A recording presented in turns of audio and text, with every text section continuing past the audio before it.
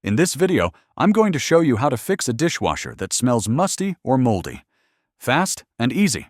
Nobody wants a stinky dishwasher, so let's get rid of that smell for good. First, check and clean the dishwasher filter. Remove it from the bottom of the dishwasher and rinse off any food debris or buildup. A dirty filter is a common cause of bad odors.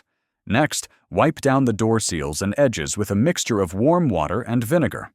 Mold and mildew love hiding in these spots. Run an empty cycle using hot water and a cup of white vinegar placed in a dishwasher-safe bowl on the top rack. This helps kill bacteria and remove smells. If the smell persists, sprinkle a cup of baking soda across the bottom of the dishwasher and run another hot water cycle. Baking soda neutralizes odors and freshens the interior.